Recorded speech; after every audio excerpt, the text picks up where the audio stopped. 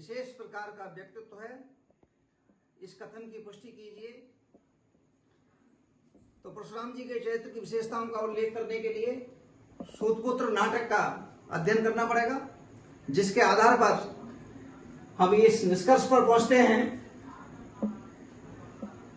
कि गंगा साहेब प्रेमी द्वारा रचित सूतपुत्र नाटक के प्रमुख पात्रों में परशुराम जी की गणना होती है। परशुराम जी कर्ण के गुरु थे। उन्होंने उसे शस्त्र विद्या और शास्त्र विद्या का अध्ययन कराया। वह उन्हीं के यहां पर ब्राह्मण वेश धारण करके धनुष विद्या सीखने के लिए गया था। परशुराम जी के चरित्र की विशेषता इस प्रकार है। सबसे पहली है ओजपूर्ण व्यक्तित्व। ओजपूर्ण व्यक्तित्व, परशुराम जी की अवस्था लगभग 200 वर्ष है। उनके चेहरे पर श्वेत दाढ़ी और सिर पर श्वेत जटाएं हैं। उनके गाल भरे हुए और लाल हैं। उनके चेहरे पर तेज है। उनमें युवाओं जैसी फुर्ती चुस्ती है। उनका शरीर सुदृढ़ है। परशुराम जी ने स्वयं कहा है कि परशुराम इस अवस्था में भी पूर्ण नींद का आनंद लेता है। दूसरा है अचूक पारखी। परशुराम जी की दृष्टि बड़ी अचूक है। वह व्यक्ति को एक बार में ही पहचान लेते हैं। उसका समस्त अध्ययन उनकी एक दृष्टि में कर देते हैं। वो कर्ण ब्राह्मण वेश धारण करके उनके पास गया था, लेकिन कुछ थोड़े ही समय में उन्होंने उसे पहचान लिया और पहचानने के बाद ये स्पष्ट कर दिया कि उन कर्ण से कहा उन्होंने, तुम निश्चय ही क्षत्रिय हो कर्ण। तुम्हारे माता पिता दोनों ही क्षत्रिय रहे हैं। महान धनुर्धर। अगला है महान धनुर्धर। परशुराम जी संसार के सर्वश्रेष्ठ धनुर्धर थे।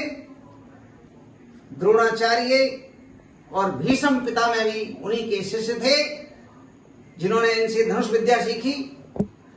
ब्रह्मास्त्र की शिक्षा केवल परशुराम जी को ही आती थी। वो बहुत प्रवीण थे। अगला है श्रेष्ठ ब्राह्मण। परशुराम जी में ब्राह्मण के वे सभी गुण विद्यमान थे जो एक श्रेष्ठ ब्राह्मण में होने चाहिए। दया उनमें कूट कूट कर भरी थी। वे अपने शिष्यों को निःशुल्क शिक्षा देते थे।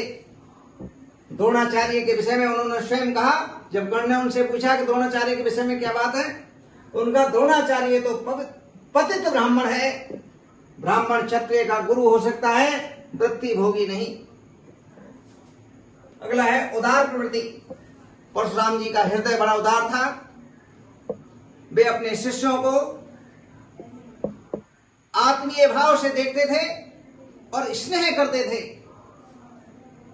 हालांकि कर्ण ने असत्य भाषण के बल पर उनसे शिक्षा ग्रहण की, फिर भी साफ देकर जब वो जा रहा था तो उनकी आंखों में आंसू थे।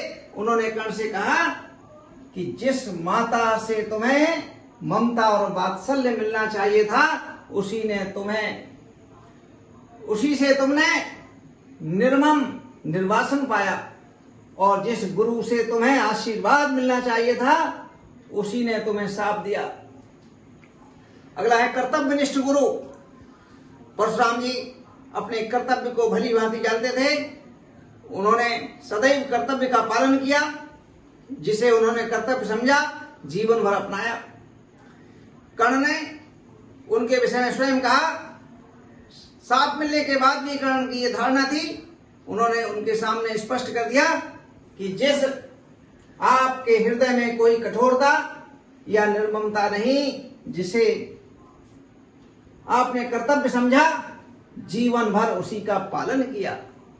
इस प्रकार से उनकी धारणा थी। लोग उनका सम्मान करते थे। परशुराम जी हालांकि क्रोधी भी थे और भी उनमें बहुत सारे गुण थे, ब्राह्मणत्व के, और बड़े दयावान थे।